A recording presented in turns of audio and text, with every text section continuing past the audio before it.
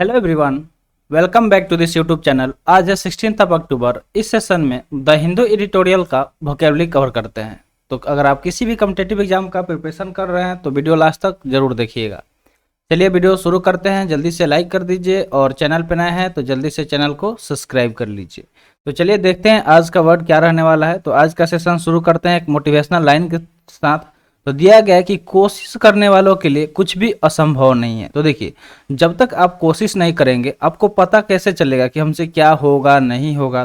तो इसीलिए जब अगर आप कोशिश करते हैं, ठीक है, कोशिश करते हैं तभी पता चलेगा कि वो काम आपसे होगा या नहीं। तो जो कोशिश करते हैं उनके लिए कोई भी चीज़ असंभव नहीं है। अगर आप पहले ही मान लिए कि मेरे से एसएससी सीजीएल का एग्जाम क्लियर नहीं होगा तो आप कुछ भी कर ले, ठीक है, नहीं होगा। अगर आप सोच लिए नहीं होगा तो नहीं होगा। अगर आप सोच लिए कि इस बार कर देना है और फिर जी जान लगा कि आप कोशिश कर रहे हैं, उसके सिलेबस के हिसाब से पढ़ रहे हैं, नींद अपना हराम करके पढ़ रहे हैं, तो एग्जाम क्लियर होगा और उसको कोई नहीं रोक सकता है। 100% क्लियर होगा और आप इंस्पेक्टर बन के रहेंगे। तो हमेशा कोशिश कीजिए, हार के थक के बैठने से कोई फायदा नहीं है। तो चलिए देखते हैं आज का वर्ड। पहला वर्ड दिया गया है इरेगुलरिटीज। इरेगुलरिटीज की बात करें तो यहाँ पे नाउन की तरह काम कर रहा है, जिसका मीनिंग होता है द स्टेट और क्वालिटी ऑफ बीइंग इरेगुलर, यानी कि ऐसी अवस्था और क्वालिटी जिसमें कोई चीज़ जो इरेगुलर हो, ठीक है। और इरेगुलर मतलब क्या होता है? अनियमित। क्या हो? अनियमित हो, ठीक है, उसको क्या बोलते हैं? इरेगुलर बोलते हैं। तो इसके अगर हिंदी मीनिंग की बात करें तो हिंदी मीनिंग क्या हो जाएगा? इरेगुलरिटीज हो गया तो अनियमितता हो जाएगा, ठीक है, अनियमितता इसका हिंदी मीनिंग हो जाएगा। अगर सिनोनिम्स की हम बात करें तो डिस्टॉर्शन हो जाएगा, फ्लॉ, इनकंसिस्टेंसी या फिर एबेरेशन। ये सारे क्या होगा? सिमिलर वर्ड होगा, ठीक है, ये सब क्या होगा? सिमिलर वर्ड होगा। एंटोनिम्स अगर हम इसका देखें तो क्या हो जाएगा? परफेक्शन हो जाएगा, कॉन्फॉर्मिटी हो जाएगा, कंटिन्यूएशन हो जाएगा या फिर रेगुलरिटी हो जाएगा। तो ये सब जस्ट अपोजिट वर्ड होगा किसके? इरेगुलरिटीज के। जैसे कि यहाँ पे पिक्चर में देख सकते हैं कि बिल्डिंग इरेगुलर तरीके से बनाया गया है। और देखिए इधर ये जो बिल्डिंग है, मान लीजिए ये बिल्डिंग बी हो गया तो ये रेगुलर तरीके से बनाया गया, और ये जो बिल्डिंग ए यहाँ पे मार्क किए हैं ये क्या? इरेगुलर तरीके से बनाया गया, इसलिए ये क्या है? कुछ तिरछे डिजाइन में दिख रहा है। तो रेगुलर मतलब होता है जो नियमित हो, और जस्ट उसका अपोजिट क्या हो जाएगा? इरेगुलर हो जाएगा। क्या हो जाएगा? इरेगुलर हो जाएगा।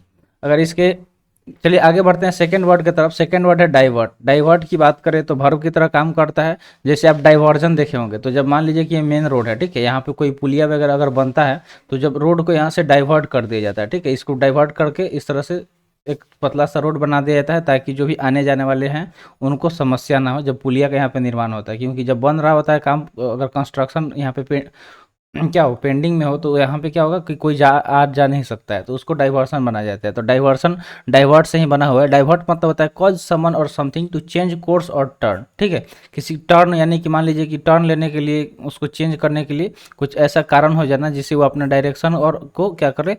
चेंज कर सके, उसको बोलते हैं डाइवर्ट। जिसका हिंदी मीनिंग अगर हम देखें तो ध्यान हटाना भी हो सकता है, ठीक है, ध्यान हटाना। मान लीजिए कि आपका ध्यान किसी चीज़ पे और कुछ ऐसा कर देना जिससे आपका ध्यान हट जाए। जैसे मान लीजिए कि अभी आप पढ़ रहे हैं, बगल में कोई डीजे बजने लगे तो अचानक से आपका ध्यान कहाँ जाएगा? डीजे पे जाएगा, पढ़ाई पे नहीं जाएगा, ठीक है, क्योंकि निगेटिव चीज़ें हमारे ध्यान को ज़्यादा अट्रैक्ट करती है।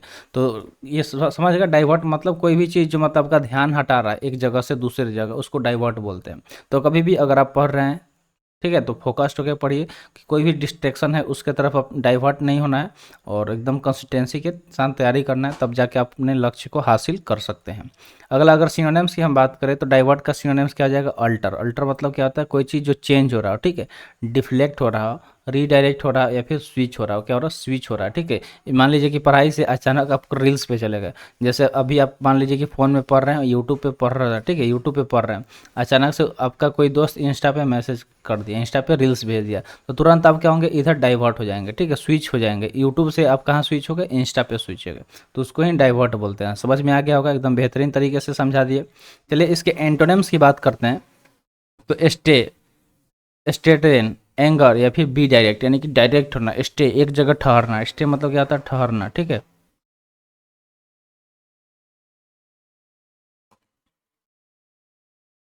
तो स्टे मतलब क्या बताया था कि ठहरना, कहीं भी रुकना, ठीक है। स्टेटेन, बी एंगर या फिर बी डायरेक्ट, ये सब डाइवर्ट के अपोजिट वर्ड हो गए। देखिए डाइवर्ट का यहाँ पे पिक्चर दिखा दिए हैं ताकि आप वर्ड को से इसको समझ सके देख के, ठीक है। थर्ड वर्ड दिया गया रेसिडेंस। रेसिडेंस के लास्ट में एन सी ई आया है, तो एन सी वाले वर्ड नाउन की तरह काम करते हैं, ठीक है। ये क्या करते हैं, नाउन की तरह काम करते हैं, ये आपको नोट डाउन कर लेना है।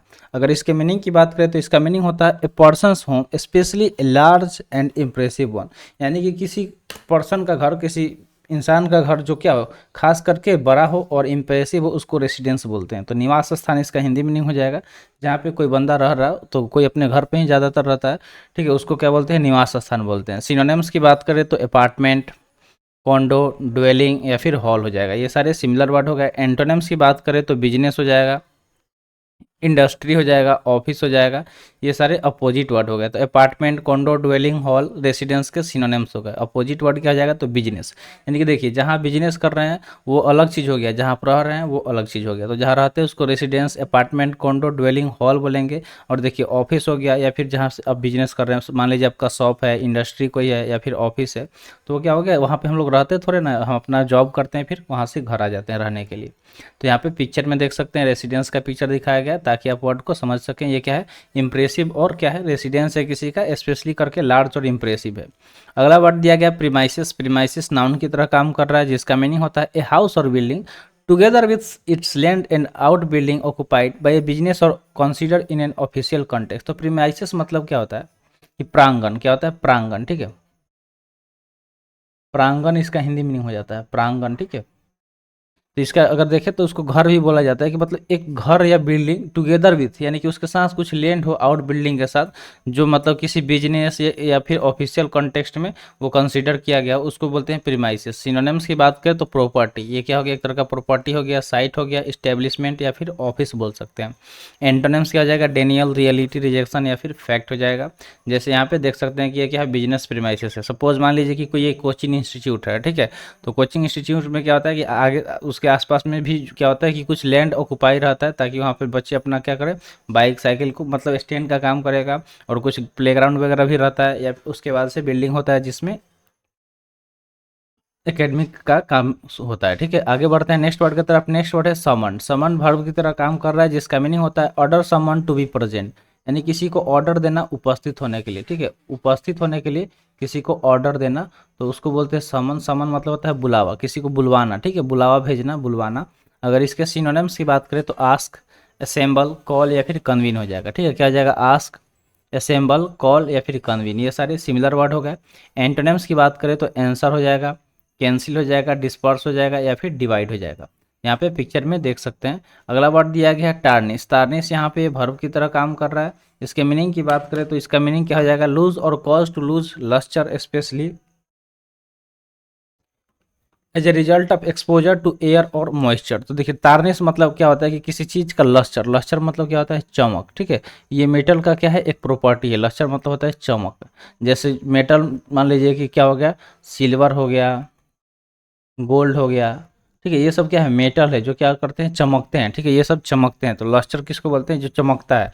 तो किसी चीज़ का चमक लॉस हो जाना, खो देना, especially as a result of exposure to air. जैसे मान लीजिए कि जब मान लीजिए कि कोई लोहा होता है, तो स्टार्टिंग में वो खूब चमकता है, ठीक है, बाद में धीरे धीरे उस पर क्या होना, एयर की वजह से रस्टिंग शुरू हो जाता है। क्या होता है, रस्टिंग शुरू हो जाता है।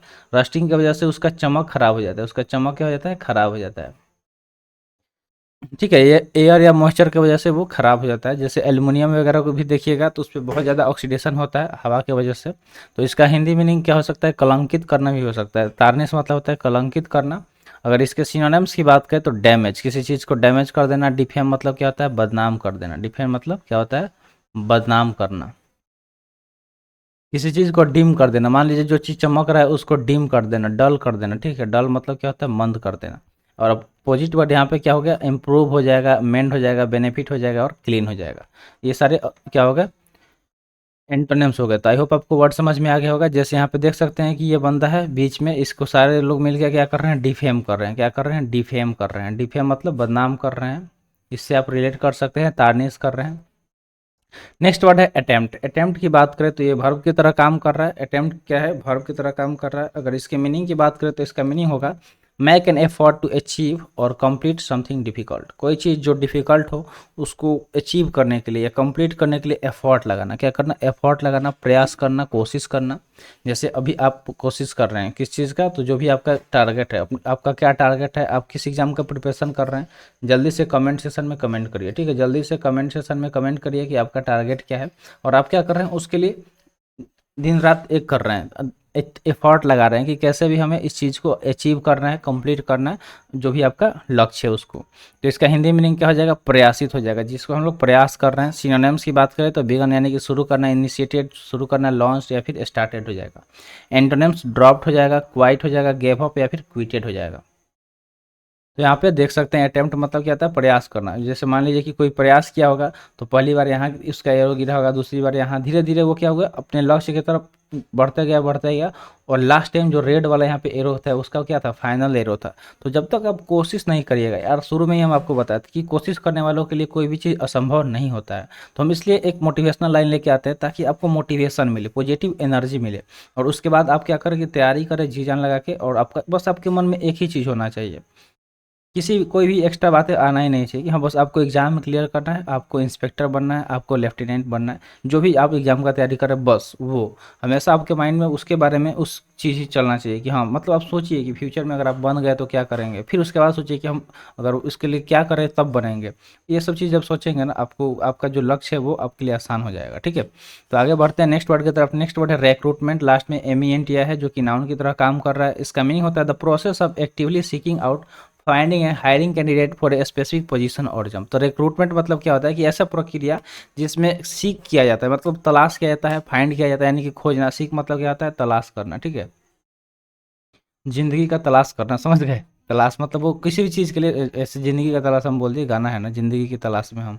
फाइंड मतलब क्या करना, खोजना, किसी को खोजना किसी चीज़ के लिए, ठीक है, किसी कैंडिडेट को खोजना, हायर करना किसी एक खास पोजीशन और जॉब के लिए, डेट इज रिक्रूटमेंट। जैसे कि अलग अलग जो मतलब बॉडी होती है क्या करती है, रिक्रूट करती है कैंडिडेट को जॉब के लिए, तो उसको रिक्रूटमेंट बोलेंगे, जिसका हिंदी मीनिंग भर्ती। जैसे मान लीजिए कि भर्ती भर्ती आता है, डिफेंस में आता है, डिफेंस में मान लीजिए कि कभी आर्मी का आ गया, एयरफोर्स का आ गया, इसी तरह नेवी का आता है। तो सबके ये सब क्या है, रिक्रूट करते हैं कैंडिडेट को, ठीक है, रिक्रूट करते हैं यानी कि भर्ती लाते हैं। तो उसके बाद क्या होता है कि उसमें जो भी कैंडिडेट हैं अप्लाई करते हैं और जो भी उसका प्रोसेस होता है उस हिसाब से उसमें उन्हें चूज़ किया जाता है। सिनोनिम्स की अगर बात करें तो इंगेजमेंट हो जाएगा, इनलिस्टमेंट हो जाएगा, इनरोलमेंट या फिर एम्प्लॉयमेंट हो जाएगा, ठीक है। एंटोनिम्स यहाँ पे फन हो गया, अनएम्प्लॉयमेंट, एवोकेशन या फिर इंटरटेनमेंट, ये सारे जस्ट अपोजिट वर्ड हो गए, ठीक है। जैसे यहाँ पे देख सकते हैं कि रिक्रूटमेंट का प्रोसेस हो रहा है, मान लीजिए कि कोई किसी का इंटरव्यू लिया जा रहा है, तो इंटरव्यू भी क्या है, एक तरह का प्रोसेस है रिक्रूट करने का लोगों को। अगला वर्ड है डिस्पेरेट। डिस्पेरेट एडजेक्टिव की तरह काम कर रहा है, जिसका मीनिंग होता है फीलिंग और showing a hopeless sense that a situation is so bad as to be impossible to deal with, यानी कि बहुत ज़्यादा क्या, होपलेस, निराशा फील करना। होपलेस मतलब क्या होता है, निराशा, ठीक है, बहुत ज़्यादा निराशा फील करना। ऐसा मतलब मान लीजिए कि कोई सिचुएशन जब इंसान का ख़राब आ जाता है, बैड सिचुएशन हो जाए जिसमें डील करना उसको लगता है कि अब इम्पॉसिबल है, इस चीज़ से हम बाहर नहीं निकल पाएंगे, तो उसके लिए वो सिचुएशन क्या हो जाता है, होपलेस हो जाता है, जिसमें वो बहुत ज़्यादा निराशा अपने आप को फील करता है, महसूस करता है, अकेला अकेला सा महसूस करता है, टूटा हुआ सा महसूस करता है, उसको डिस्पेरेट बोलते हैं, यानी कि निराश इसका हिंदी में नहीं हो जाएगा। अगर सिनोनिम्स की हम बात करें तो डिस्पेयरिंग, होपलेस, एंग्विश्ड या फिर सुसाइडल, ठीक है। देखिए सुसाइड लोग क्यों करता है, कुछ ना कुछ वजह होता है। जब इंसान बहुत ज़्यादा किसी सिचुएशन में फंस जाता है, उसको मतलब ये चीज़ आ जाता है कि नहीं अब मेरे से, हम यहाँ से अब आगे बढ़ ही नहीं सकते, आगे नहीं निकल सकते, तो उस सिचुएशन में लोग इस चीज़ को डिसाइड करते हैं, ठीक है, जो कि बहुत गलत होता है। तो कभी भी ये चीज़ सोचना ही नहीं चाहिए, क्योंकि देखिए कोशिश, कोशिश ऐसा चीज़ है ना कि अगर आप कोशिश करेंगे, हाथ पैर चलाएंगे तो आप कहीं से भी निकल जाएंगे, चाहे आप समुद्र में क्यों ना गिर गए हों, समुद्र में भी हाथ पैर अगर चलाना शुरू करेंगे तो क्या पता आप निकल जाए। अगर पहले ही हार मान गए तो कुछ नहीं होने वाला, समझ गए। तो होपलेस कभी नहीं होना चाहिए, डिस्परेट नहीं होना चाहिए। बस उम्मीद एक चीज़ है और प्रयास दूसरा चीज़। प्रयास ऐसा चीज़ है जो आपको उम्मीद पे आपको ला के रखेगी। एंटोनिम्स की बात करें तो चीयरफुल, कंपोज्ड, काम या फिर फियरफुल हो जाएगा। तो ये सारे जस्ट अपोजिट वर्ड हो गए। यहाँ पे देख सकते हैं इस बंदे को काफ़ी ज़्यादा निराशा फील कर रहा है, ठीक है। तो कुछ ना कुछ प्रॉब्लम हो जाता है जब इंसान उसके बाद से इस सिचुएशन में चला जाता है। तो फिर भी लेकिन हार नहीं मानना चाहिए, उस चीज़ से बाहर निकलने का भी बहुत सारे तरीका हैं। कोई एक ही चीज़ आपके लाइफ को डिसाइड नहीं करता है कि अगर उस वो चीज़ आपके हाथ लाइफ से चला जाता है या फिर नहीं मिलता है तो आप जीना छोड़ देंगे, निराशा बैठेंगे, सब कुछ तबाह कर लेंगे। वो बिल्कुल गलत है, वैसा नहीं सोचना चाहिए, क्योंकि उसके एक चीज़ के अलावा भी बहुत सारी चीज़ें दुनिया में हैं। अगर आप वो भी कर सकते हैं, क्या पता आपका वही डेस्टिनी हो, ठीक है। नेक्स्ट वर्ड दिया गया इन्फोर्समेंट, जो कि नाउन की तरह काम कर रहा है, जिसका मीनिंग होता है the act of compelling observance और ए कॉम्प्लियंस विथ लॉ, रूल और ऑब्लिगेशन। तो इन्फोर्समेंट मतलब होता है कॉम्पेल करना, ठीक है, फॉलो करना किसी नियम कानून या ऑब्लिगेशन को, उसको इन्फोर्समेंट बोलते हैं, जिसका हिंदी मीनिंग परिवर्तन हो जाएगा। अगर सिनोनिम्स की बात करें तो इम्पोजिशन, इम्प्लीमेंशन, एप्लीकेशन या फिर एडमिनिस्ट्रेशन। किसी चीज़ को लागू कर देना, चाहे वो नियम हो, कानून हो, कोई भी रूल हो, उसको बोलते हैं इन्फोर्समेंट, ठीक है। एंटोनिम्स की बात करें तो अबेंडन यानी कि छोड़ देना, डिसरिगार्ड यानी कि क्या हो जाएगा, असमान करना किसी चीज़ का, फॉरगेटफुलनेस भूल जाना, नेग्लेक्ट मतलब क्या कर देना, नज़रअंदाज कर देना। तो ये सब जस्ट अपोजिट वर्ड हो गए, यहाँ पे पिक्चर में देख सकते हैं। तो आई होप आपको सारे वर्ड क्लियर हो गए होंगे। तो आज के लिए इतना ही, आज का सेशन यहीं पे समाप्त हुआ। सेशन कैसा लगा कमेंट सेशन में ज़रूर बताइएगा। तो मिलते हैं फिर अगले वीडियो में। Thanks for watching. जय हिंद।